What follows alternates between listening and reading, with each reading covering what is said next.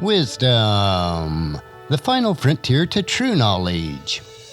Welcome to Wisdom Trek, where our mission is to create a legacy of wisdom, to seek out discernment and insights, to boldly grow where few have chosen to grow before. Hello, my friend. I am Guthrie Chamberlain, your captain on our journey to increase wisdom and create a living legacy. Thank you for joining us today as we explore wisdom on our second millennium of podcast.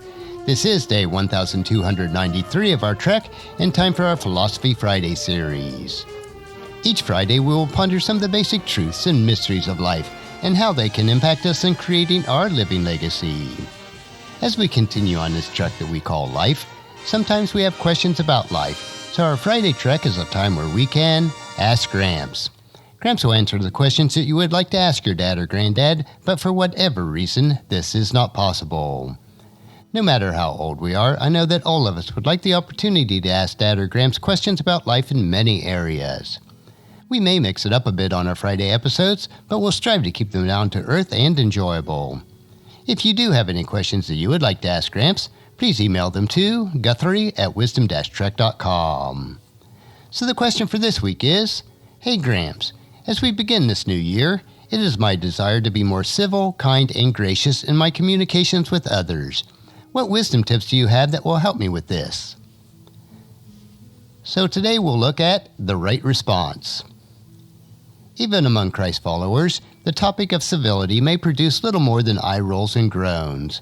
We all have difficulties with our speech, especially when confronted with those that we disagree with.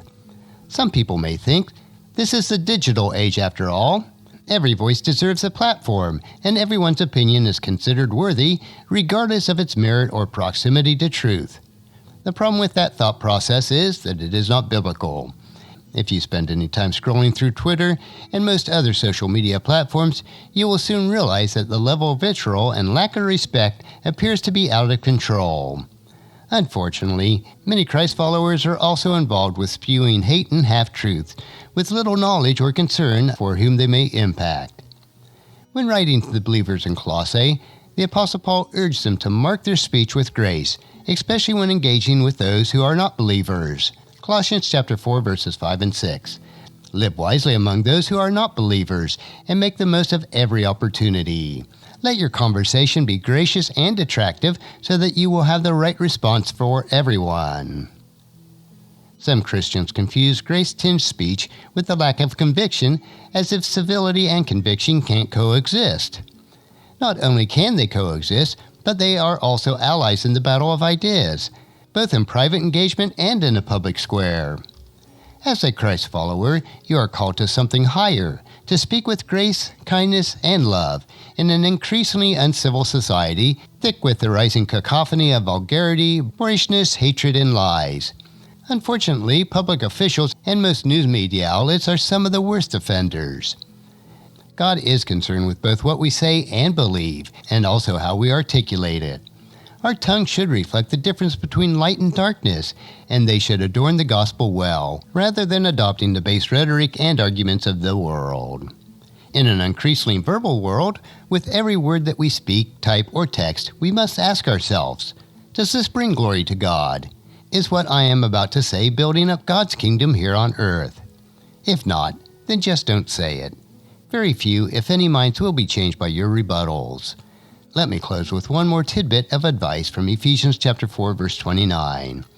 Don't use foul or abusive language. Let everything you say be good and helpful, so that your words will be an encouragement to those who hear them. And that's a wrap for today's question. Join us again next Friday for another question on our Ask Gramps episode. Our next trek will be Meditation Monday, where we will help you to reflect on those most important areas of life. So I encourage your friends and family to join us and then come along with us on Monday for another day of Wisdom Trek, creating a legacy. If you'd like to listen to any of the past 1,292 daily treks or read the associated journals, they are all available at wisdom-trek.com.